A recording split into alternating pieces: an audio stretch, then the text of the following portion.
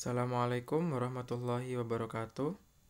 Perkenalkan, nama saya Fawaz Alvin Muhammad dengan NIM 181131016. Di sini, saya akan memaparkan hasil analisis jurnal dengan judul jurnal Formulasi tepung cangkang telur dan tepung beras merah terhadap nilai kalsium dan organoleptik kue karasi. Ditulis oleh Laardin, Lakarimuna, dan Muhammad Amrullah Pagala. Penerbitnya yaitu Jesain dan Teknologi Pangan, volume 4, nomor 1, P.1892-1904. Tahun terbit 2019. Kita lanjut pada abstrak. Dalam penelitian ini bertujuan untuk mengetahui pengaruh penambahan tepung cangkang telur terhadap tingkat kesukaan panelis pada kue karasi dan juga menentukan nilai kalsium dalam kue karasi yang terpilih oleh panelis. Analisis data ini menggunakan sidik ragam atau analisis soft varian dengan perlakuan fortifikasi tepung cangkang telur berdasarkan tepung beras merah adalah Tn0 sama dengan 10%, T2 sama dengan 12,5%, dan T3 sama dengan 15%, T4 sama dengan 17,5%. Dari hasil penelitian, panelis menyukai kue karasi dengan penambahan tepung cangkang telur 12,5% pada T2. Dengan rata kesukaan sebesar 3,70 dalam kurung suka, aroma sebesar 9,40 dalam kurung suka, rasa sebesar 3,83 dalam kurung suka, dan tekstur 3,33 dalam kurung suka. Kue karasi memiliki kandungan kalsium sebesar 14,55%, karbohidrat 78,64%, lemak 1,56%, protein 8,70%, kadar air 9,40%, dan kadar abu 1,70%. Semakin banyak penambahan tepung cangkang telur, maka kandungan kalsium, karbo, lemak, dan protein meningkat. Sedangkan kandungan kadar air dan kadar lemak menurun. Berdasarkan penelitian organoleptik dapat diterima oleh panelis. Selanjutnya yaitu deskripsi produk. Produk yang diformulasi yaitu kue, bahan fortifikan yaitu cangkang telur, bentuk fortifikan yaitu tepung, zat gizi yang ditambahkan yaitu kalsium, metode formulasi yaitu perbandingan, besar sampel organoleptik yaitu sebesar 30 panelis, analisis data yaitu menggunakan sidik ragam atau analisis soft varian. Kita lanjut pada tabel formulasi. Komposisi T0 dengan perbandingan 0% banding 100%, komposisi T1 dengan perbandingan 10% banding 90%, komposisi T2 dengan perbandingan 12,5% banding 87,5%, komposisi T3 dengan perbandingan 15% banding 85%, dan komposisi T4 dengan perbandingan 17,5% banding 82,5%. Kita lanjut pada formulasi resep. Pada jurnal ini tidak dicantumkan resep standar, maka saya mencari di referensi lain.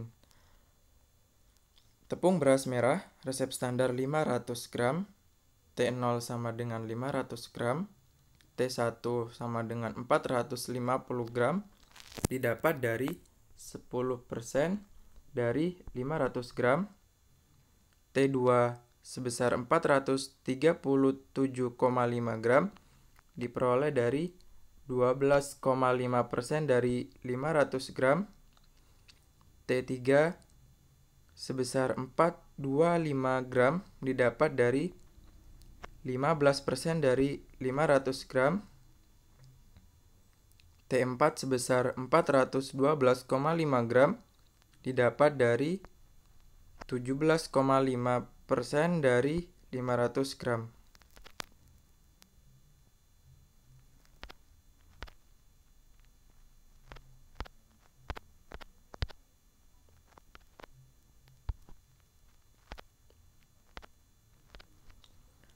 Tepung cangkang telur standar resep standar 0 gram, T0 sama dengan 0 gram, T1 sama dengan 50 gram, diperoleh dari pengurangan 500 gram dikurangi 450 pada T1 tepung beras merah. T2 tepung cangkang telur diperoleh dari pengurangan 500 gram pada resep standar dikurangi 437,5 gram pada T2 tepung beras merah. Tepung cangkang telur T3 diperoleh 75 gram didapatkan dari pengurangan 500 gram dikurangi 425 gram dari T3 tepung beras merah. T4 tepung cangkang telur diperoleh 87,5 gram diperoleh dari pengurangan 500 gram resep standar dikurangi 412,5 gram pada T4 tepung beras merah. Air resep standar 150 gram, T0, T1, T2, T3, dan T4 jumlahnya sama. Gula pasir 500 gram pada resep standar, T0, T1, T2, T3, dan T4 jumlahnya sama. Minyak goreng resep standar 1000 gram, T0, T1, T2, T3, dan T4 jumlahnya sama. Kita lanjut pada hasil uji organoleptik. Pada warna, penilaian panelis tertinggi terhadap parameter warna diperoleh pada perlakuan T2, yaitu sebesar 12,5% tepung cangkang telur banding 87,5% tepung beras merah, dengan nilai rata-rata 3,70. Hal ini diduga produk kue karasi yang dihasilkan berwarna merah kecoklatan yang disebabkan oleh penggorengan sehingga membentuk karamelisasi dan reaksi Maillard. Pada rasa, penilaian panelis tertinggi terhadap parameter rasa diperoleh pada perlakuan T2, yaitu 12,15 tepung cangkang telur banding 87,5% tepung beras merah, dengan rata-rata nilai 3,83. Hal ini menunjukkan bahwa semakin tinggi penambahan tepung cangkang telur, semakin disukai oleh panelis. Ketiga yaitu aroma. Penilaian panelis tertinggi terhadap parameter aroma diperoleh pada perlakuan T2, yaitu 12,5% tepung cangkang telur banding 87,5% tepung beras merah, dengan nilai rata-rata 3,80. Hal ini diduga karena munculnya bau khas langu dari tepung beras merah yang disebabkan oleh proses penggorengan kue karasi, di mana minyak atau lemak berfungsi untuk mengikat senyawa volatil atau molekul yang mudah menguap. Yang terakhir yaitu tekstur. Penilaian panelis tertinggi terhadap parameter tekstur diperoleh pada perlakuan T4, yaitu 17,5% tepung cangkang telur banding 82,5% tepung beras merah, dengan nilai rata-rata 3,90. Hal ini disebabkan karena tepung cangkang telur yang ditambahkan sangat banyak sehingga tekstur kue karasi keras dan renyah sehingga dapat diterima oleh panelis. Selanjutnya yaitu kesimpulan. Pada kesimpulan ini adanya pengaruh penambahan tepung cangkang telur terhadap tingkat kesukaan panelis pada kue karasi. Perlakuan penambahan tepung cangkang telur berpengaruh sangat nyata terhadap aroma, rasa, dan tekstur, dan tidak berpengaruh nyata terhadap warna kue karasi. Kue karasi terpilih, penilaian warna sebesar 3,70 dalam kurung suka, aroma memiliki nilai besar 3,80 dalam kurung suka, rasa memiliki nilai sebesar 3,83 dalam kurung suka, dan tekstur memiliki nilai sebesar 3,33 dalam kurung agak suka. Kue karasi terpilih terbaik memiliki nilai gizi kue karasi yaitu kadar air sebesar 9,40%, kadar abu 1,70%, kadar protein 8,70%, kadar lemak 1,56%, kadar karbohidrat 78,64%, dan kadar kalsium 14,55%. Terdapat pengaruh penambahan tepung cangkang telur terhadap nilai kalsium pada kue karasi terpilih dengan nilai kalsium sebesar 14,55%.